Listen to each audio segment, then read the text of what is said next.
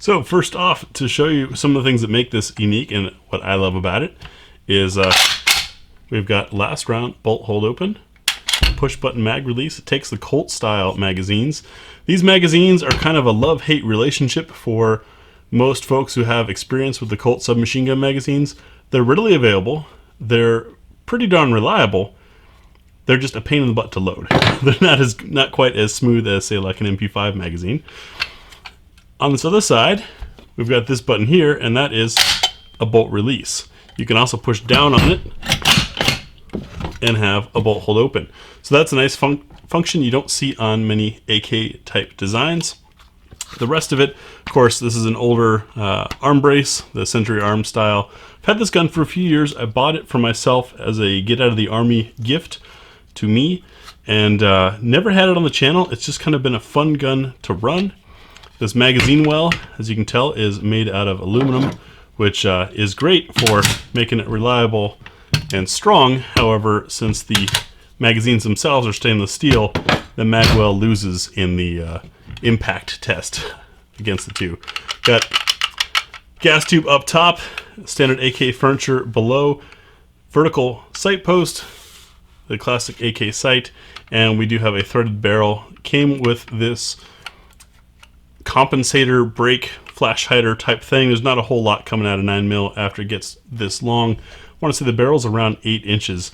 Now these guns are out of production and have been for a while, so chances are you haven't seen one at a shop. If you have, you may or may not want to get one based on what you see in this review. This one is serial number 26, and I hadn't shot it in a couple years, so took it out recently to do some filming for y'all. Wanted to show you that unlike the Chiappa, this actually has a piston that gets some use. A little bit of play there, but 9mm mechanism inside there. You can see everything's been shrunken down. While I took it out, I decided to run it through the What's for Dinner test, since everyone loves it, and I've actually found this gun to have different preferences than, say, the MP5, which is my other favorite 9mm subgun type gun, which I will be sharing with you shortly. That's the other one that I bought when I bought this guy so many years ago, and it's been a fun gun to have. I just, for some reason, haven't ever had it on the channel. This gas tube does not want to come up. It's on there pretty tight. You notice this lever flaps around a little bit. It's got a little bit of looseness to it, just like the gas tube itself. As far as if that tube really functions and this piston's really functioning, I can tell you this piston, which hasn't been cleaned, well, in years, but really only a few hundred rounds because I haven't shot it in a couple years, isn't particularly that dirty for a gas piston that would really be seeing gas on it.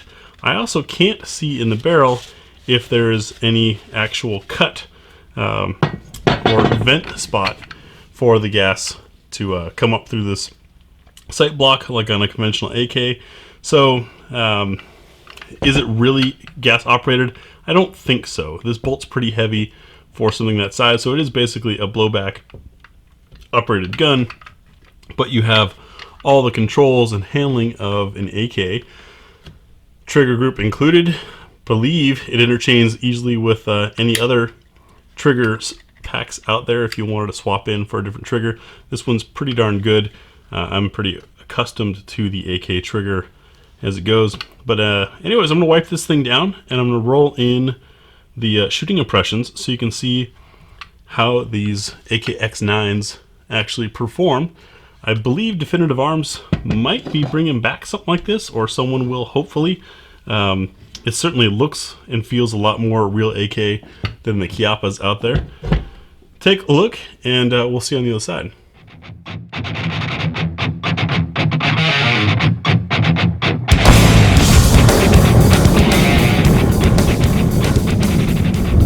Not many of these were made. I bought one a few years ago, have enjoyed it, but haven't shown it on the channel yet, so here it is. Of course, we'll start off with our full mag +1. You notice the bolt holds open. You also noticed we have drop-free mags. These are Colt magazines, the old submachine gun mags, which some people like, some people don't. It's got a magazine well, so you just shove it straight in there. Our full mag plus one is a little difficult to get going. Let's see how it runs.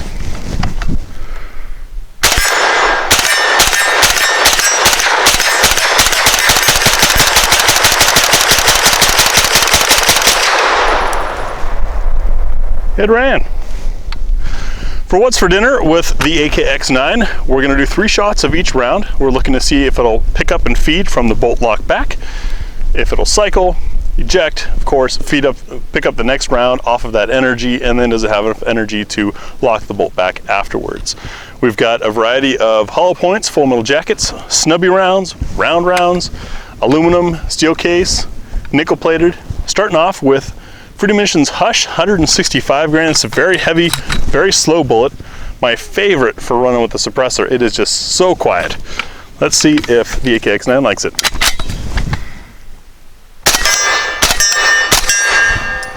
No issues. Another subsonic round, 147 grain American Eagle.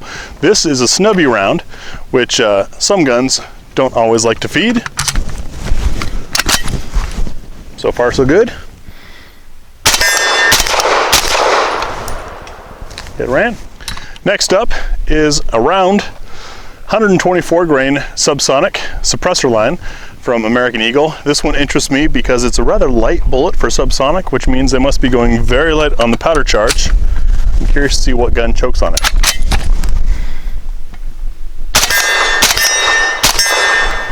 Not the AKX-9. Next up, some steel case, tool ammo, 115 grain.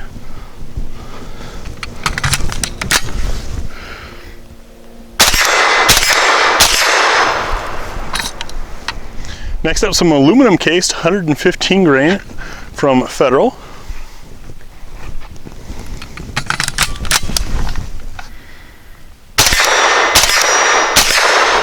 $115 grain Spear Gold Dot hollow points.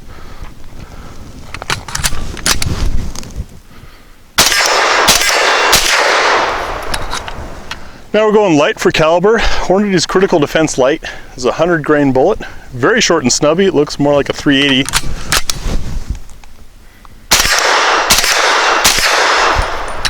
Runs.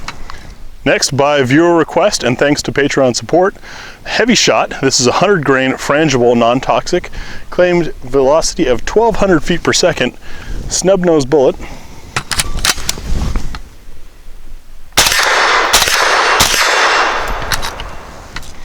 Winchester's Super Clean. This is a 90 grain zinc core full metal jacket. Snub nose round.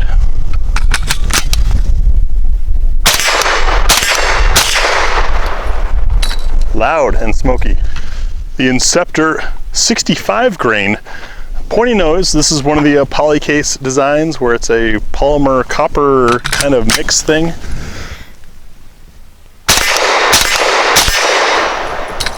It runs. So got the AKX-9 all cleaned up and back together. Had a lot of folks ask me what it is I'm using to wipe these things down. These are the Remington Rem Wipes. Pretty good product. It gets the carbon off, leaves a light coating of oil, which is how I like to run most of my guns.